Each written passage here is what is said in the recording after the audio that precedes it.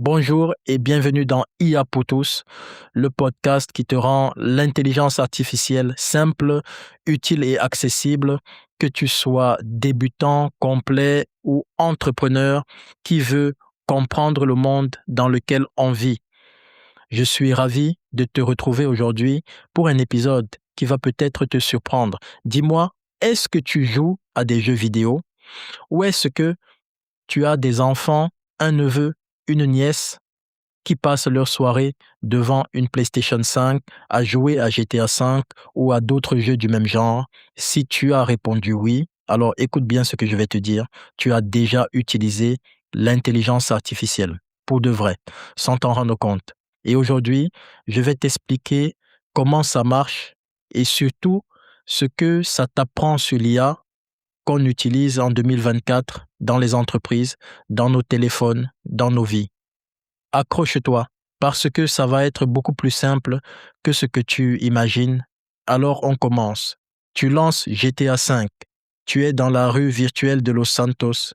Et là, tu vois des voitures qui roulent toutes seules, des piétons qui marchent sur le trottoir, qui s'arrêtent au feu rouge, qui réagissent quand tu les bouscules, qui appellent la police si tu fais quelque chose de bizarre. Ces personnages, ces voitures, ces passants, ils ne sont pas contrôlés par de vrais humains.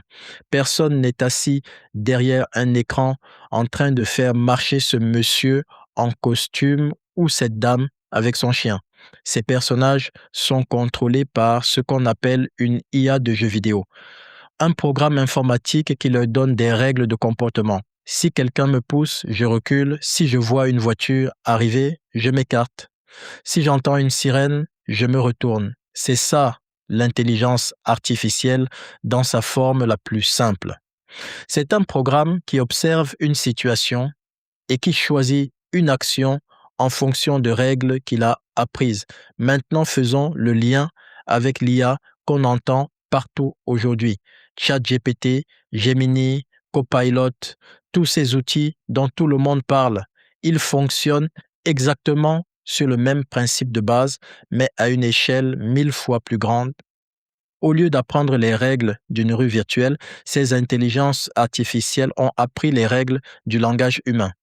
Elles ont lu des milliards de textes, des livres, des articles, des conversations, des sites Internet, et de tout ça, elles ont appris à reconnaître des patterns, c'est-à-dire des répétitions, des structures, des logiques dans la façon dont on parle et dont on écrit. Je te donne une analogie pour que ce soit encore plus clair. Imagine un enfant qui grandit dans une famille où on parle tout le temps. Il écoute ses parents, ses grands-parents, ses professeurs, ses amis. Il regarde des films, il lit des livres et progressivement, sans qu'on lui explique chaque règle de grammaire, une par une, il apprend à parler correctement, à formuler des phrases, à répondre à des questions.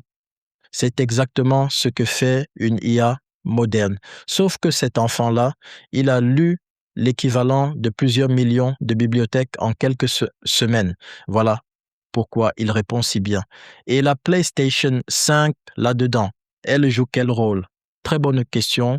La PS5, c'est un exemple parfait de ce qu'on appelle la puissance de calcul.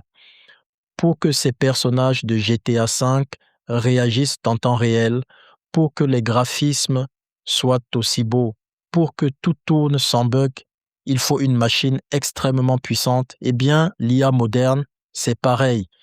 Pour que ChatGPT te réponde en quelques secondes, pour que ces outils soient aussi rapides et précis, il faut des ordinateurs extraordinairement puissants qu'on appelle des serveurs, des entrepôts entiers remplis de machines. C'est pour ça que des entreprises comme Microsoft, Google ou Amazon investissent des milliards dans ces infrastructures. Toi, tu poses une question sur ton téléphone et derrière, il y a l'équivalent de milliers de PlayStation 5 qui travaillent pour toi à cet instant précis. Ce que je veux que tu retiennes de tout ça, c'est que l'IA n'est pas magique, ce n'est pas de la science-fiction, c'est un programme qui a appris à reconnaître des patterns et à choisir des réponses, comme le piéton de GTA qui s'écarte d'une voiture, comme l'enfant qui apprend à parler en écoutant. Et grâce à des machines très puissantes, ces programmes peuvent faire ça à une vitesse et une échelle que les humains seuls ne peuvent pas atteindre. Maintenant, voilà l'action concrète que je te donne pour aujourd'hui. Ce soir ou demain matin, ouvre ChatGPT, c'est gratuit, et pose-lui cette question exacte. Explique-moi comment tu fonctionnes comme si j'avais 12 ans. Lis sa réponse. Et tu vas voir, d'un seul coup, l'IA va te sembler beaucoup moins intimidante parce que quand on comprend quelque chose, on en a beaucoup moins peur. Si tu veux aller plus loin, si tu veux vraiment apprendre à utiliser l'IA pour ton business, pour gagner du temps, pour créer des contenus, pour automatiser des tâches qui te prennent des heures aujourd'hui, alors viens découvrir la formation et le coaching IA pour tous. On prend les débutants là où ils sont, on les accompagne pas à pas et on les amène à utiliser l'IA comme un vrai outil professionnel. Toutes les infos sont dans la description de cet épisode. Merci de m'avoir écouté jusqu'au bout. On se retrouve demain pour un nouvel épisode de IA pour tous. Et en attendant, souviens-toi, l'IA, tu l'utilises déjà. Il est temps d'apprendre à l'utiliser vraiment bien.